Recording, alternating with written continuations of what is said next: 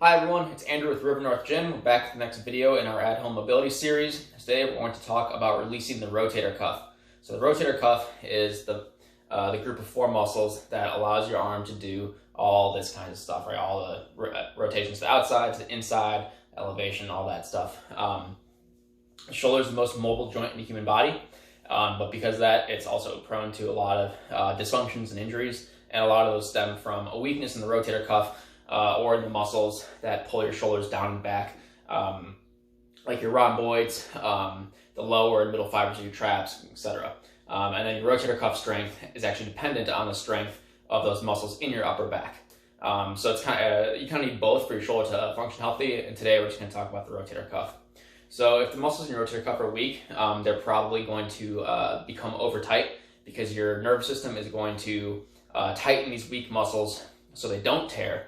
So it's a mechanism to protect against injury. But then what happens is those muscles get so tight that they kind of just they kind of freeze up on you, and they don't work the way they're supposed to. And then other muscles around them start compensating, and then that leads to some movement issues and dysfunction, and eventually injury. So we're going to talk about how to release the rotator cuff in this video, or at least two of the four muscles, and then we'll talk about strengthening them in the next video. So the two muscles we're going to release today are the infraspinatus and the teres minor. They both perform external rotation, which is just your shoulder's ability to do this, right, or this, basically pointing your thumb behind you.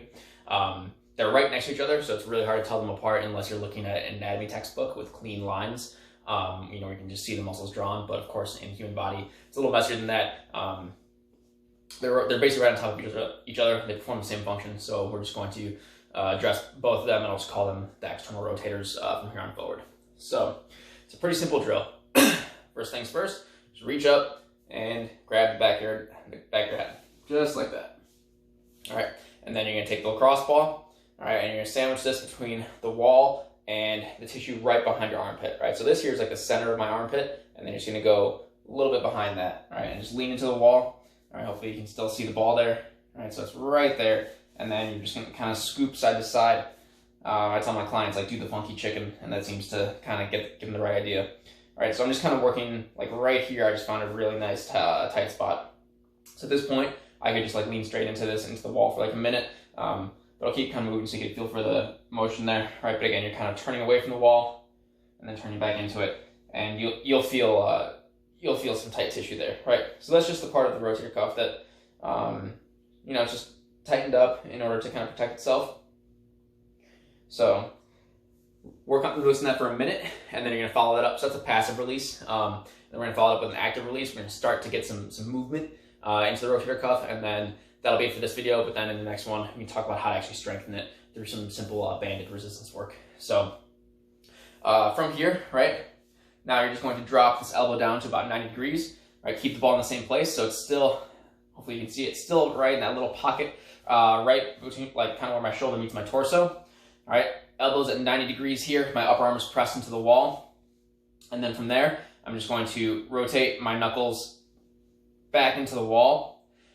All right, and then come back down nice and slow. All right, and this here is not really a problem, but once I get here, all right, I start to feel a lot of pressure building up in that rotator cuff, and that's just the muscle changing length while the ball is pressed into it. All right, so that's kind of like the active release part.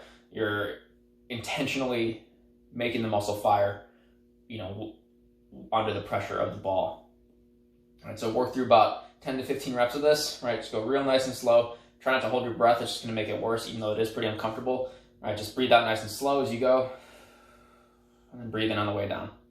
All right, so again, 10 to 15 reps there. Once you work through that, the rotator cuff should be loosened up, a little more pliable, a little more responsive to when you try to then isolate and strengthen it, which again, we'll go over in the next video. So if you have any other questions or comments, feel free to drop them down below. Let me know what you thought about this drill, and thank you for watching.